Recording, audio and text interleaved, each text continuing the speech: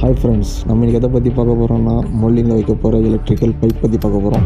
முதல்ல மார்க்கிங் தான் ரொம்ப முக்கியம். மார்க்கிங் பண்ணிவிட்டு ஹோல்ஸ் அடிச்சுட்டு அப்படியே நம்ம இன்ஸ்டாலேஷன் வந்து ஆரம்பிச்சிடலாம். பைப்பெல்லாம் போட்டு வச்சு பாருங்கள்.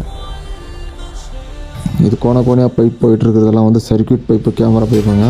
இது பார்த்திங்கன்னா சர்க்யூட் பைப்பு.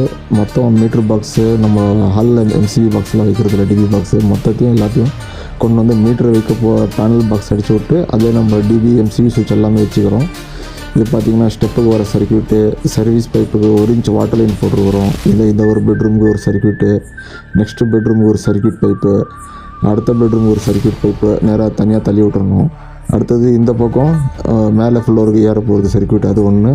அடுத்தது கிச்சன் ஒன்று, கிச்சனுக்கு நேராக அது தனியாக கொடுத்துட்றோம். இது ஏன் தனியாக கொடுக்குறோன்னா, நம்ம ஏதோ நம்ம வயர் இழுக்கிறதுக்கு இருக்கட்டும், இல்லை அடுத்த எலக்ட்ரிஷியன் ஏதோ ஒரு ஃபால்ட்டு கண்டுபிடிக்கணும்னா நம்ம ரொம்ப ஈஸியாக இருக்கும் பார்க்குறதுக்கு, செய்யறதுக்கு. இது வந்து பெட்ரு. எப்போவுமே ஒரு சிலர் ஏசி கேட்பாங்க. இப்போ நம்ம தனித்தனியாக கொடுக்கும்போது நம்மளுக்கு எந்த ட்ராப் பிரச்சனை, இந்த லைனிங் லோடு பிரச்சனைலாம் இருக்காது. எல்லாத்துக்கும் செப்பரேட் சர்க்யூட் கொடுத்துருங்க. இதெல்லாம் வந்து கேமரா லைனு 4 கேமரா கொடுத்துருக்குறோம். Corner camera.